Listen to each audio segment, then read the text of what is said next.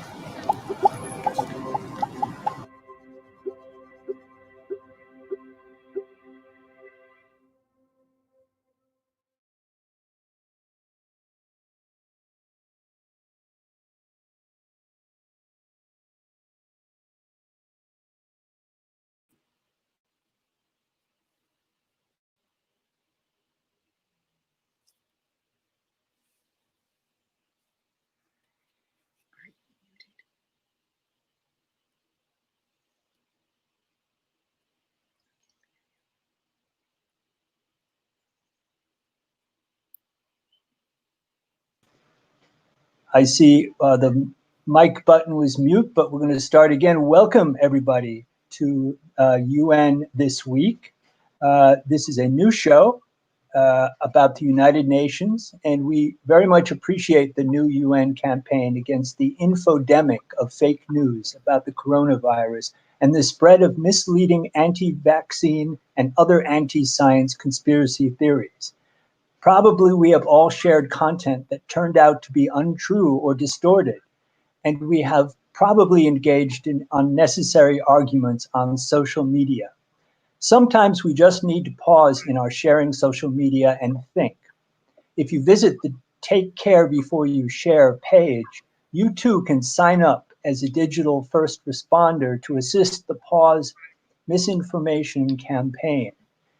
Verifying the truth matters. We usually start with a few news items. As we saw in the first video, at the United Nations this week and the next, the annual high-level political forum on sustainable development will discuss ways to address the impacts of COVID-19 in a way that puts the world back on track to accelerate progress towards the Sustainable Development Goals during the coming final decade of action. Easier said than done. Next week, the online gathering will conclude with the adoption of a ministerial declaration on the implementation of the SDGs. This year, 47 countries will present their voluntary national reviews at the forum, sharing efforts to work towards realizing the goals while responding to the pandemic. Countries are encouraged to register new SDGs actions and models for action. Ahead of the forum, the president of the ECOSOC has also called for countries and other international actors to commit to new actions and announce them at the event adding on to the more than 150 commitments registered so far. Sounds hopeful, but interstate cooperation like this is impossible without interfaith engagement and intercultural cooperation on the community level. This is no less true in dealing with false news and conspiracy theories. So today I'm very pleased to have as a guest Ms. Grove Harris, an eco-justice and religious diversity educator and advocate who brings diverse grassroots perspectives to an international agenda. She currently serves as representative to the United Nations for the Temple of Understanding, where she has developed justice initiatives related to food sovereignty, human rights to water, interfaith education, and women's initiatives in the context of the Sustainable Development Goals. Her community activism has served causes including environmental concerns, peace activism, urban open space, economic development for women, and religious freedom.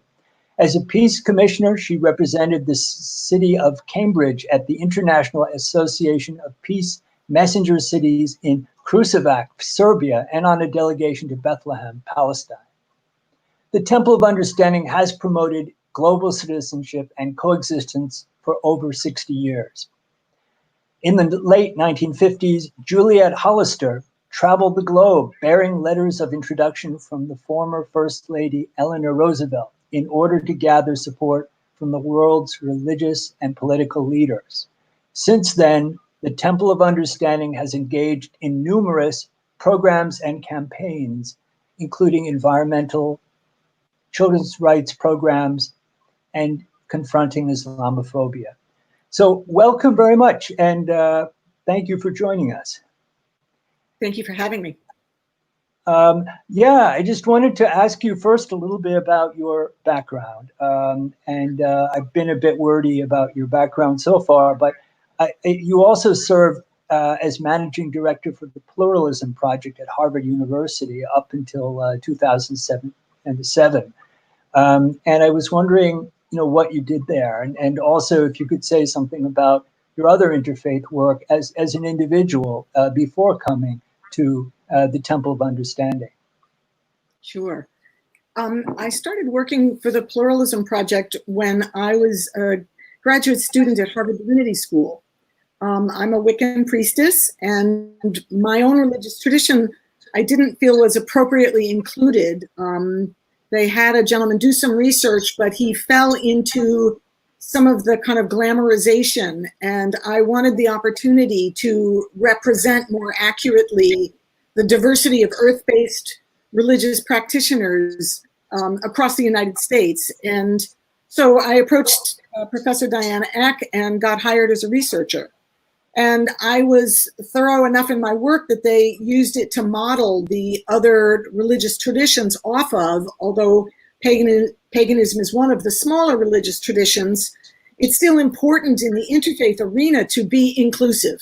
And then I continued to work for them. I have an ability with databases, and I'm a pragmatic person. So I essentially worked my way up over a number of years to managing director. I was really proud of ways that I worked to help make sure that Native American traditions were fully included, because they define spirituality as an embedded day-to-day practice. So you need different search terms to call that religious practice for inclusion in our database of religious diversity news.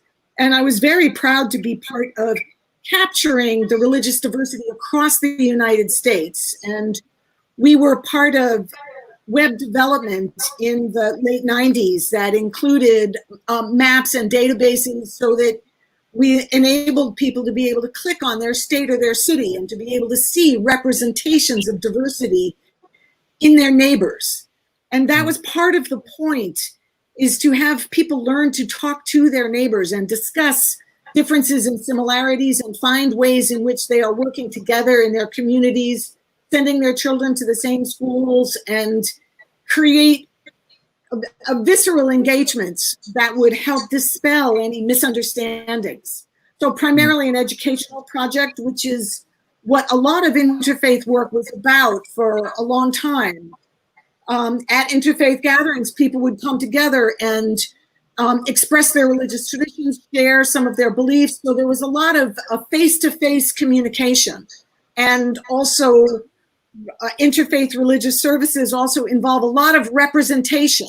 So they try and be inclusive and can be kind of lengthy. Now the conversation has shifted more to a shoulder-to-shoulder situation where there are common causes and interfaith groups pursuing those causes, joining forces, if you will, whether it's environmental concerns, whether it's religious freedom concerns. Interfaith Power and Light, for example, would be an organization that's worked across the nation to help people access energy in more efficient ways and purchase sustainably generated electricity. So we can come together across religious traditions and have a kind of power based on our accumulated size and our shared moral values. So that's work that I was doing at the Pluralism Project that, and after a period of time, it was time for a change, and I went on to be the program director for the Parliament of World's Religions. And that opportunity enabled me to develop programming on environmental issues. And we had a strong path on Indigenous speakers. We also did a really rocking session on the Islamic tradition, trying to really strengthen that as the world needs so much more information.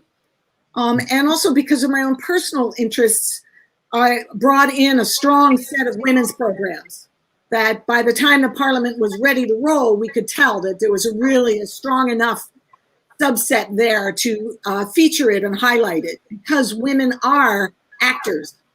They may not be as much in the religious leadership in every religious tradition, but they are agents and actors and service providers and deliverers and community developers and outreach workers. So it just makes so much sense in interfaith work to make sure that we are fully inclusive of what women are doing.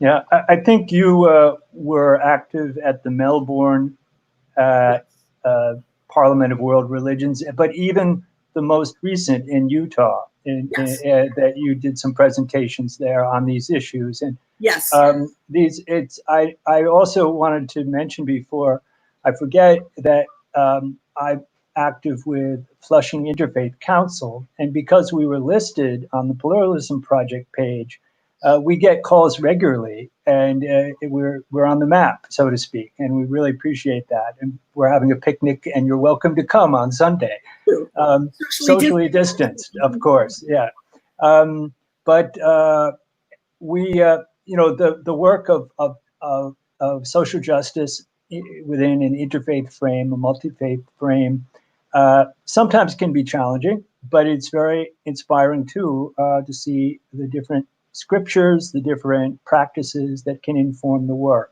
sort of an embodied activism, if you will. So wanted to also then ask about the interfaith work that the Temple of Understanding engages in. How is it the same? How is it different? Actually, do you mind if I tell you a few stories before we go there? Please. The Parliament gatherings have been phenomenal opportunities. And when you were speaking, I was reminded of one session that we had in Melbourne, which was called Sacred Envy. And I love that session the minute it came in the door, because it gives us full reign to experience a feeling that is not a highly listed on virtues, but this idea of looking at other religious traditions to see what you might actually envy in what they have is a kind of freeing opportunity.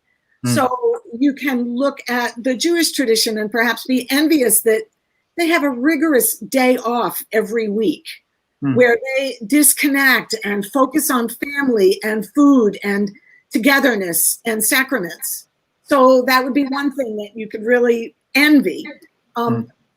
Pagans have outdoor ritual and enjoy open fires and moonlight and starlight, and that would be another thing that you could envy. Or perhaps you want to envy the global solidarity of the Islamic tradition, where people pray across the world facing in the same direction at the same times, numerous times a day. I mean, what kind of sense of unity and collective belonging that must be. So to be able to look at religious traditions and have the freedom to really engage, we don't have to just say, oh, wow, that's nice. We can really say, wow, that's something that I wish I had, and have a more robust engagement. And it's true, I've been at most of the parliaments, and one of the pleasures in Salt Lake City was to bring the activist Vandana Shiva. And she is an incredibly powerful environmental activist, political activist out of India, doing grassroots-based, but also scientifically motivated and global work. And she herself is a Hindu. And it was a great pleasure to have her calls for seed freedom. This idea that there's a corporate capture over seeds, which have traditionally belonged to people. And in their agricultural heritage, people have saved seed and used them year after year. And now the corporate capture is saying, no, you have to buy our seed and buy our fertilizer. And then you have to buy our seed again the next year because we genetically modified it to create a market. So it was a great pleasure to bring her to the parliament. And then the last parliament was actually in Toronto, and she was so well received that she was brought again to speak even much more widely. So it's a lot of my work prior to the temple and during the temple and at the UN is about bringing together disparate audiences and helping them to engage. So the activist Vandana Shiva coming to engage the religious audience, then developing that into a larger engagement. And in Toronto, working for the Temple of Understanding, we helped arrange one of the higher up folks in UN Women, Lopa Banerjee, to come to the parliament and meet with a lot of the women, both the leadership and youth who are attending, and begin to help UN Women develop their connections with women in faith traditions to create kind of synergies and solidarities moving forward. I'm glad you said synergies because, there, on the other hand, there's silos. And at the UN, of course, we see that. But there is an interest in those working on indigenous people's rights, on women's rights, various, human rights and development goals to combine and to cross, cross fertilize. Yes. Yeah, pollinate. So with women's issues, whatever that means, the women's perspective, women's diverse perspectives. What does Temple of Understanding do to lift that up and to incorporate it into all its programming?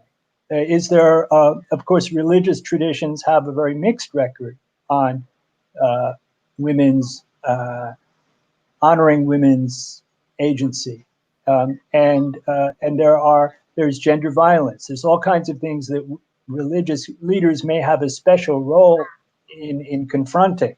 So I was wondering if you could speak to Temple of Understanding and religions in that way. Sure. One of the things that I do for the Temple of Understanding is work with the Women's Major Group. And that is one of the portals of civil society coming into United Nations deliberations.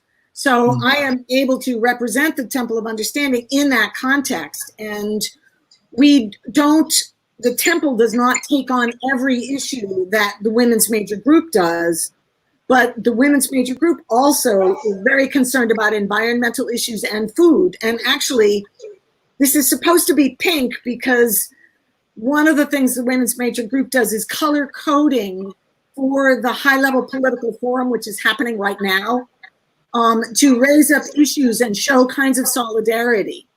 Just so you and anybody listening knows, this is not exclusive of men by any means. And I was able to deliver what in UN speak is called an intervention of the Women's Major Group perspectives in a session on Tuesday about food, because we're all very concerned in the wake of COVID, and actually right now already, supply chains have been impacted, the resources that people have to purchase food.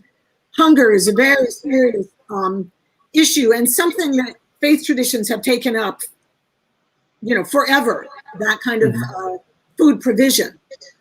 In that statement, I worked with colleagues, because they're collective statements, to say that it's feminist men, women's, girls, and youth initiatives, community-based initiatives, that we want to see supported to build the solutions.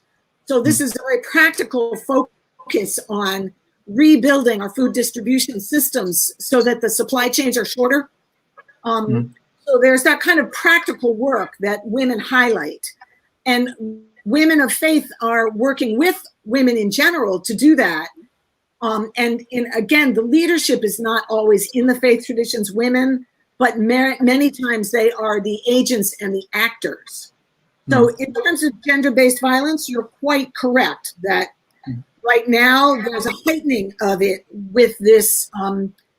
Some women are actually entrapped at home with abusers. And just yesterday, I was able to hear Ila Gandhi, the daughter of Mahatma Gandhi, who's an honoree of the temple. She convened a set of religious leaders to talk about debt and debt forgiveness, and the issue of the impacts of women in particular from COVID-19, the differentiated impacts came up. And we have to be very clear that it's not just being at home that creates violence. It is a kind of permission and a patriarchal sense of entitlement and a violent person that creates violence in frustrating circumstances. So we're putting out the call now to see in what ways the world's religions may want to step up further and talk about the way home needs to be a sanctuary for all the members in it. And this kind of patriarchal abuse is not acceptable. So that's the beginning of an outreach, and there are many who would agree with that. As you know, the discourse around family at the UN can be highly politicized, but which is essentially politics, not religion. So we have to be careful about that. But yes, I am looking for more support, specifically from different religious leaders and from the interfaith movement, to come forward, because as horrible as this pandemic is, there are also opportunities in it that need to be seized. It sounds like the grassroots level is so important to nurture. Yes. And you are, I think Temple of Understanding is planning an October gathering of religious leaders around this pandemic. I was wondering if you could speak to that. Sure. We are this year celebrating a 60th anniversary.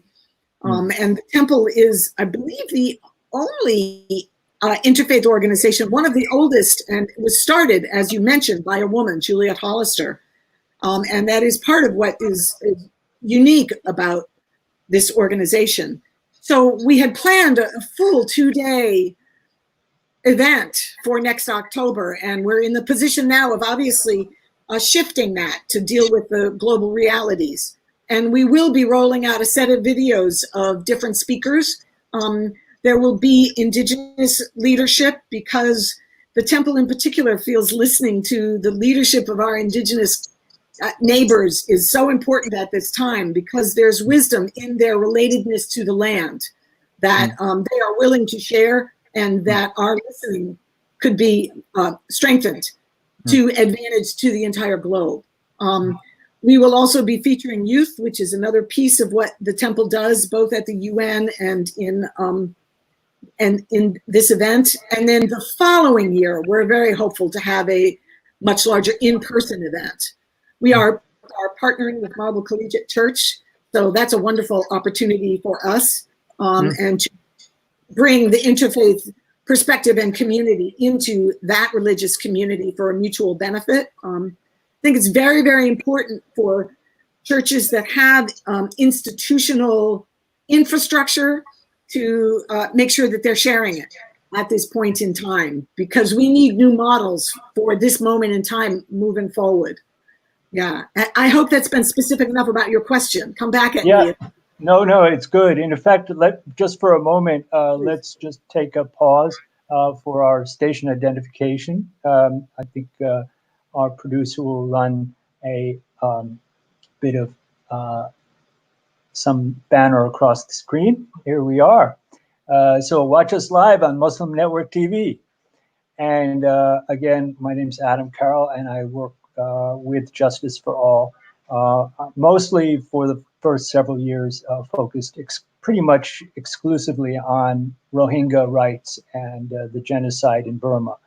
Now we have expanded into work on behalf of other minorities that are persecuted, working with them in partnership, trying to help amplify their voice and open doors for them on Capitol Hill and in the UN. Also not always easy, as you know, but it's a long game. So with what you were saying about Indigenous people bringing something special to the table, and also working on not just climate change, but sustainability. I don't know if everyone listening to this knows what the SDGs are. I mean, it's invoked constantly in the halls of the UN, and everyone's talking about SDG 4 or 6 or 16 or whatever, and this is not something the general public is really clued into. So how do you make the SDGs accessible, and how would you kind of relate it to the work that you're doing?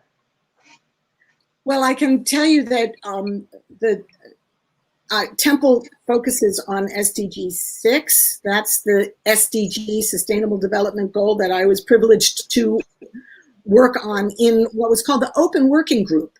Prior to the SDGs, there was a listening process for a year, and then there was a formulating process for another year. And I had the opportunity to work with a group called the Mining Working Group, which is mostly people of faith. And I say mostly because people who are atheist or agnostic or have a moral philosophy are welcome. So the Mining Working Group actually worked in that Open Working Group process to try and overturn extractive industries, and found an opportunity to help the UN see beyond some of the silos that you mentioned. There was a moment in time when they were considering energy and water separately. And we were able to go in and say, wait a second, these are related. If you go in and mine for oil or coal, you have huge impacts on the water. So you cannot look at those separately. You have to have an integrated approach. And at the same time, the UN has come around to really understand that religious people are providing services and need to be in partnership with the UN. And an interfaith perspective is really helpful there because it's not about anybody's particular religious tradition, but that has been a change that's happened. So there's more openness now. And so the Mining Working Group had some additional kind of cachet because we were both talking about some very specific issues, and we were made up of a lot of religious voices. So being part of that process, which was a political process, and had to boil down a bazillion different aims into a smaller set of goals, and had to fight to say, well, wait, people can only remember 5 or 8 or 10, but we have to have the complexity. So we ended up with 17. And goal number 6 includes the human right to water. And that's what happens in a text document-driven multilateral setting, that word human right to water invokes a whole lot of prior UN work and responsibilities. So there was a lot of drama, staying up all night, fighting, having different champions from different countries, others saying, forget you, jockeying to have that passed. And so for me, that goal number 6 is going to be my home. But I also appreciate working on the ocean issues. And obviously, ending poverty and hunger are, long-standing issues. And women's rights, which is in goal 5, is considered cross-cutting.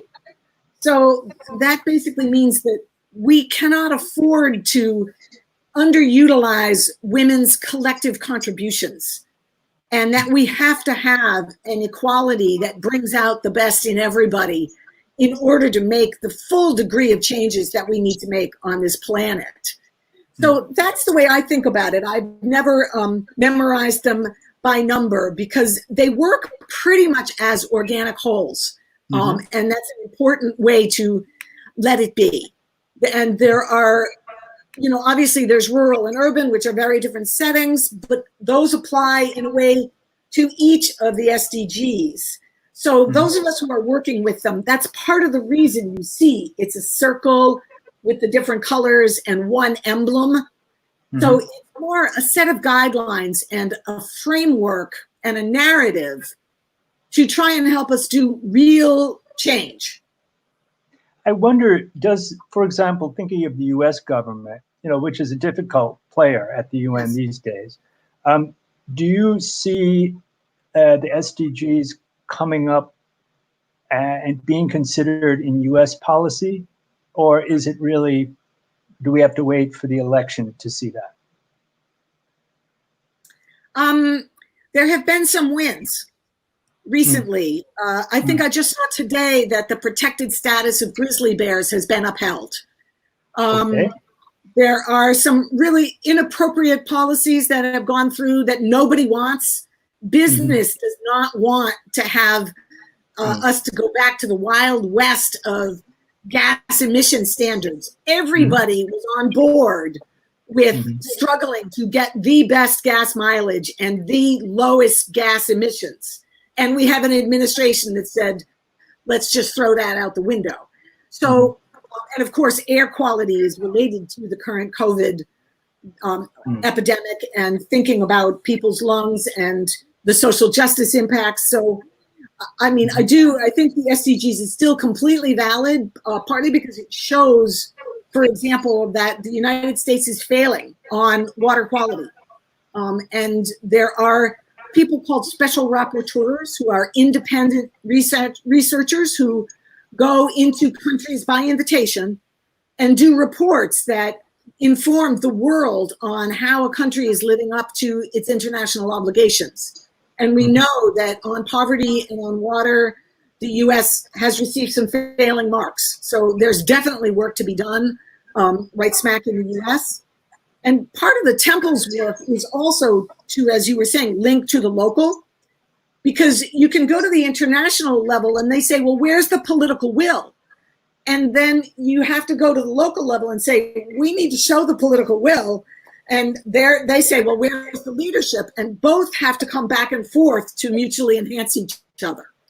So I'm working now near my home with the Faith Communities Environmental Network. And it's the various faith communities on Cape Cod coming together to share resources and do education and amongst ourselves and outside of ourselves about environmental issues. And people are quite dedicated, and it's a really supportive thing. And we are also linked to the Cape Cod Climate Change Coalition, which is informed by a leader who was at one of the COPs and decided to bring it home. And the faith component is now working with that, which is more focused on bringing together business leaders to say, how are we going to do this? We as local communities. We should let people know what the COPs are. You know, it's funny. Those are a different cup of tea. In working on the SDGs, we had to say that is another bailiwick, and that those are where the climate change environmental priorities are worked out. I have to truthfully say I have not been as involved in those as my predecessors at the temple. The conferences are international, so you need a certain amount of funding to go, except now Zoom may be a different opportunity. And we have historically worked and continue to work with the United Nations Environmental Program. Right, and that's what the COPs are. People might think it has to do with police reform, so I don't want them to think. No, thank you. What's COPs stand for? Climate, I don't even know because I use the acronym all the time, but it's about climate change standards and what we as a global community are going to do. And the US is bowing out of that. Yeah, we've stepped back. We have some questions here about that.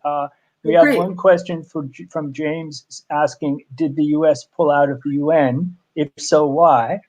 I would say not quite pull out of the UN. How would you put that? No, I think the US is contesting the amount of money that the US feels it's spending. World Health Organization, very unfortunately, although I believe the US was one of the founders of it, there's now an attempt to pull out of it. However, that does take over a year to accomplish. So I have hope that we will come to understand that a pandemic is really a good time to work with our neighbors around the globe, and that we really need a international perspective about what kind of justice issues are we going to use to figure out how we develop the vaccines that we need, who's going to get them, who's going to profit off of the production of them, and how can we make this an opportunity for justice in the health realms for our entire globe. So no, I would not say the US has pulled out of the UN. We're also a member of the Security Council. We were going to convene the G7.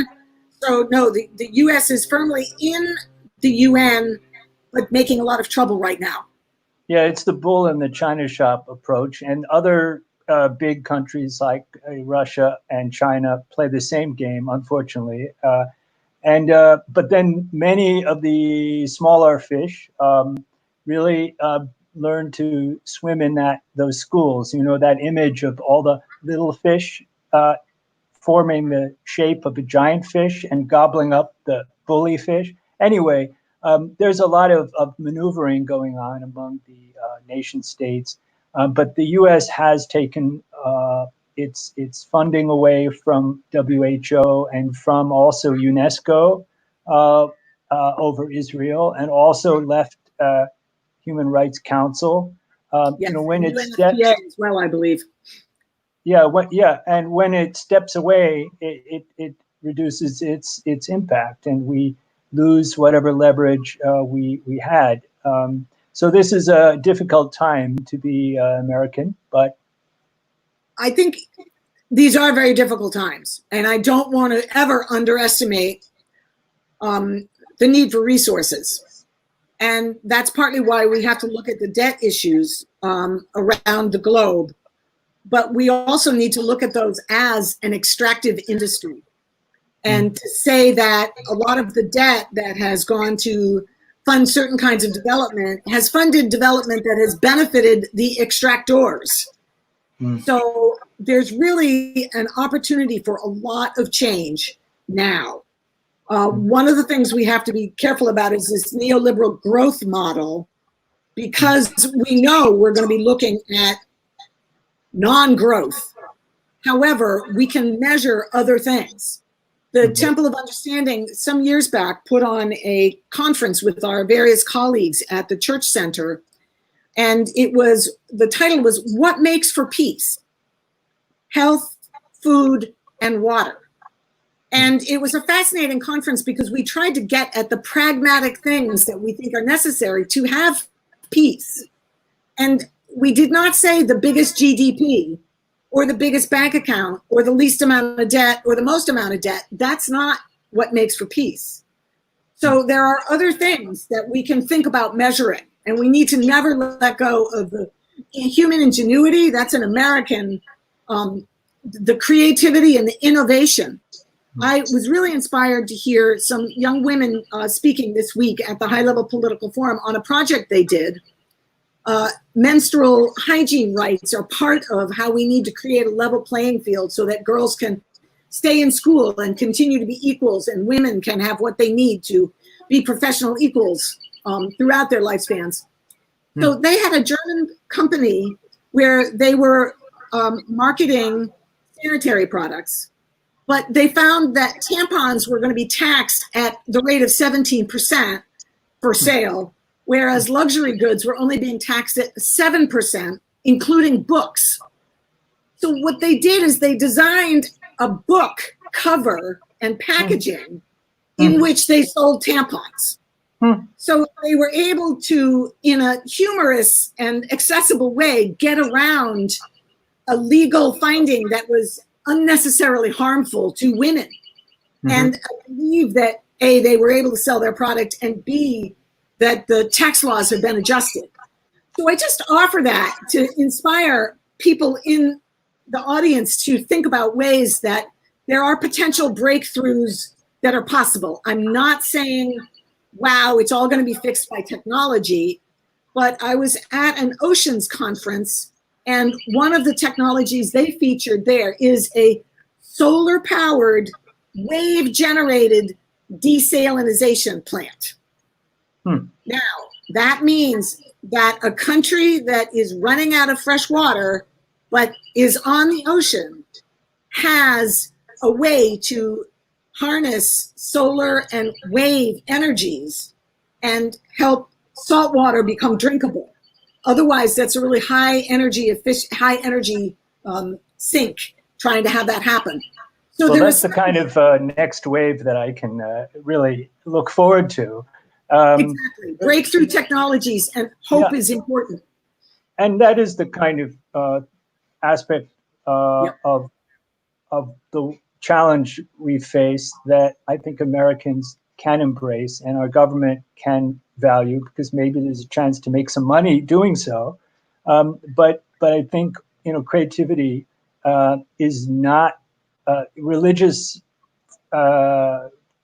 practice is certainly not opposed to creativity. I mean, it can be, but I think you've very much tried to connect the two in your work and your service. I see someone, Nina, commented, "Thank you that you and your organization do for all you do. All faiths have to unite for the cause of humanity. Politics has become an obstacle." So I was wondering, since we have to finish in just a minute, if there's a website. James is asking, and it's a good point to end. If there's a website, both not just for your work, but also for projects regarding interfaith and women's rights that you would recommend.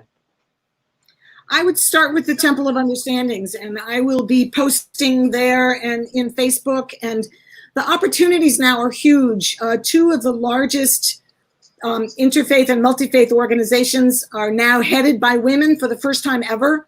So the idea that women are leaders is now demonstrated, accepted fact. So, and it may be partly because we have hard times that the opportunities are being handed out, but still it's, if you look at the work that Dr. Aza Karam is doing for in Religions for Peace, it is phenomenal. She has within 6 months been everywhere doing everything. So women weighing in on things like debt, because our global economy, like our global ecology, they both come from the word oikos, which means home.